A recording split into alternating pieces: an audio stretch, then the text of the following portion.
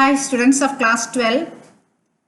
In this video lesson you will be learning the basic concept of molecular biology, that is a central dogma proposed by Francis Crick. Before discussing the central dogma, let us understand the properties of a genetic material. Any molecule that can act as a genetic material, whether it is the protein or RNA or DNA, must satisfy certain conditions. First of all, that biomolecule should be capable of replication.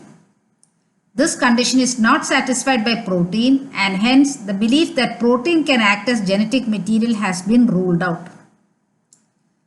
Second condition is that biomolecule should be chemically and structurally stable.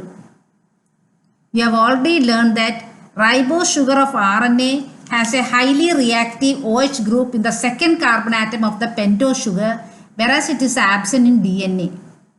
Thus, RNA is highly reactive than DNA. Also, the nitrogenous base thymine gives additional stability to DNA. Thus, DNA is more stable than RNA. So, second condition is satisfied by DNA than RNA. Now, the third condition is that biomolecule should be susceptible to slow changes or mutation that are essential for evolution. The genetic material should be susceptible to occasional change, but RNA is highly reactive and can mutate and evolve faster. So this condition is also satisfied by DNA. The biomolecule should be able to express itself in the form of Mendelian characters. So if you study the conditions, it is clear that DNA satisfies all these conditions better than RNA, and hence DNA is the genetic material in most of the organisms. Now, what is central dogma?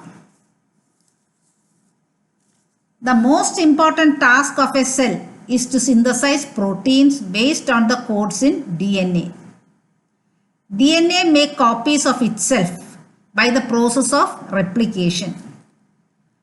Post-replication in every cell, the code of DNA is grabbed by the messenger RNA. This process of synthesis of messenger RNA from DNA is called transcription. The information in messenger RNA is read and translated into protein. So this process of synthesis of protein from RNA is called translation. This interesting concept is nothing but the central dogma.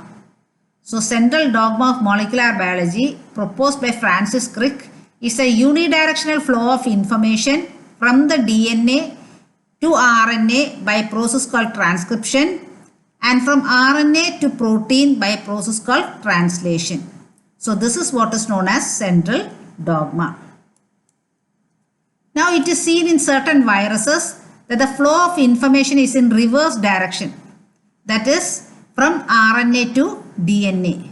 This process is known as reverse transcription, and viruses capable of reverse transcription are called retroviruses. So what are retroviruses? Viruses capable of reverse transcription are known as retrovirus. Example, HIV, cancer causing virus, all this come under the retrovirus. So what is reverse transcription? The process of synthesis of DNA from RNA is called reverse transcription. And viruses capable of reverse transcription are called as retrovirus. Most of the cancer causing viruses are retroviruses. So the central dogma of molecular biology is the unidirectional flow of information from DNA to messenger RNA by a process called transcription, and from messenger RNA to protein by a process called translation, and this was proposed by Francis Crick. Hope all of you have enjoyed the lesson. If so, please click like, comment and subscribe, and for detailed notes visit my website www.ranipradeep.com.